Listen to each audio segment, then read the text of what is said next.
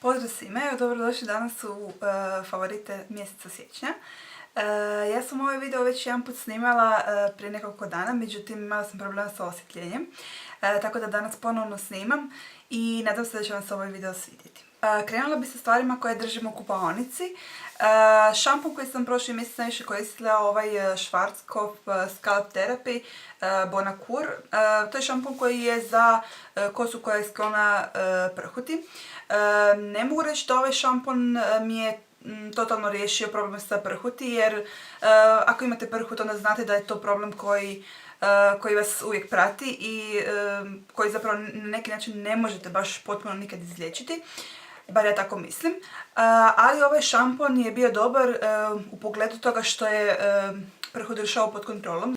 Također njegova uloga je da uspostavi balans na koži vlasišta i mislim da je u tome uspio.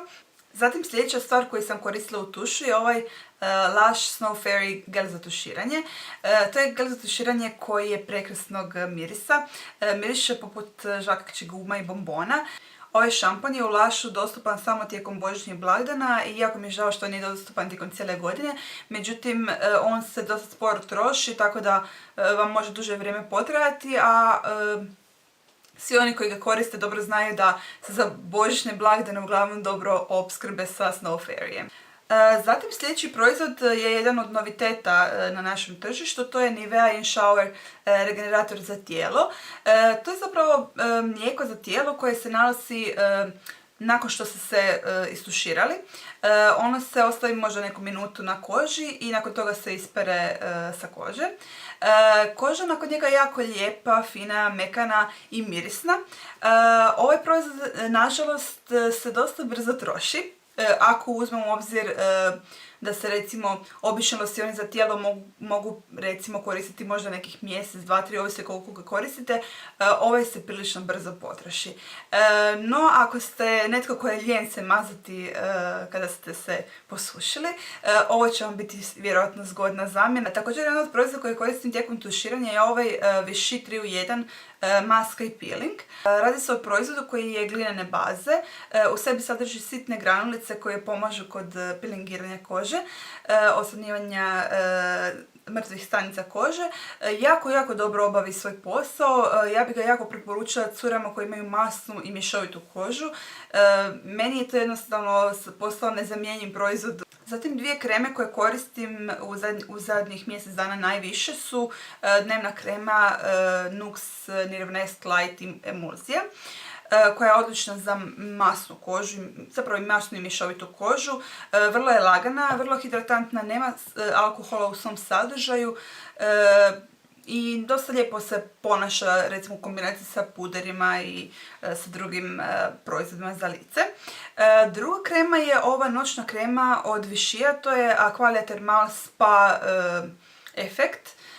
Radi se o kremi koja je plave boje, vrlo ugodnog mirisa, no to nije ono što je mene oduševilo kod nje. Kod nje me oduševilo to što nakon nje koža ujutro bude nekako drugačija po teksturi. Jednostavno imate osjećaj da vam je koža ujutro ljepša, kao da se kao da je puna života. Ne znam to objasniti, ali definitivno je krema s kojom jednostavno primjećujem te razlike na koži i to ih primjećujem znači već odmah sljedeće jutro.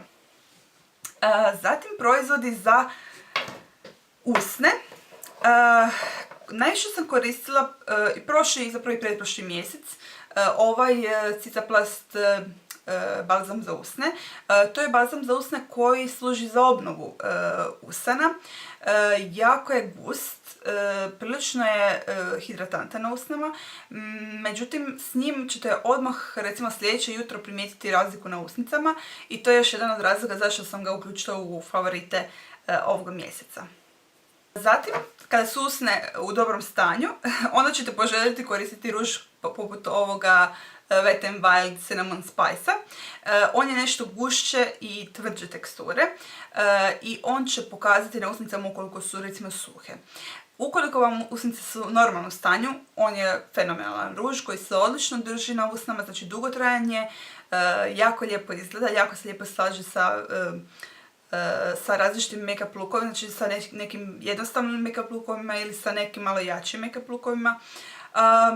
Nemam neke zamjerke posebno na ovaj proizvod, jako sam ga često koristila, jako ga volim i vjerojatno ću ga koristiti dalje.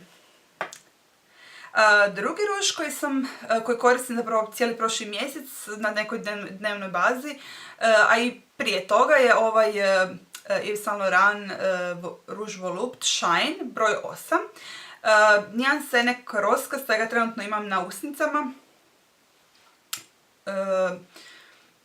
Ovi ruževi su meni odlični, oni su mi se pokazali kao jedna jako dobra investicija. Jesu lagani i nisu previše možda pigmentirani, međutim na usnama su jednostavno nešto drugačije. Zatim prošlog mjeseca sam dosta lakirala. Jako sam volila ovaj Berry M Peach Melba. To je nijansa koja je nakon nekako blaga roza pići. Zatim sljedeći lak koji sam dosta koristila je ovaj Rimmel Space Dust u nijansi Moonwalking. Jako lijepa ljubičasta nijansa sa puno srebrnih čestica u sebi i sand finisha. I mislim da je to jedan od lakova koji definitivno morate imati.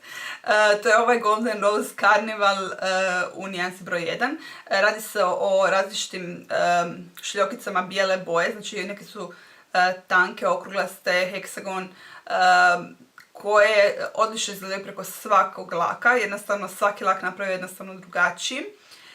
I morate ga imati. Imam već neke svočeve na blogu sa ovim i ovim lakom za nokte.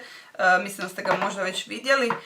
I za kraj sam odabrala jedan parfem. Parfem koji sam najviše koristila prošlog mjeseca, zato što sam ga i dobila prije nekih otprilike mjesec i pol dana. To je ovaj Diesel Overdose Tattoo. Parfem koji je vrlo intenzivan. Možda nije najintenzivniji parfem koji sam ikad probala, ali je dosta intenzivan.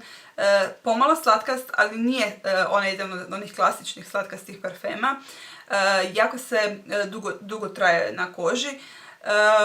Ne znam što bi vam još rekao o njemu, vrlo je opojan, ljudi ga definitivno primjećuju na vama. To je parfem za koji me svi pitaju o čemu je riječ, tako da vam preporučujem da ga pođete pogledati parfumerije i pomirisati da vidite da li vam se sviđa. I eto, to bi bilo sve za danas. Nadam se da vam se ovaj video svidio i da se vidimo opet uskoro u nekom videu. Možete mi slobodno ostaviti u komentarima što biste voljeli gledati na mom kanalu. Ja ću se svakako potruditi da ostvarim vaše željice. Također imam u planu još raditi neke videe, tako da se nadam se da vidimo uskoro.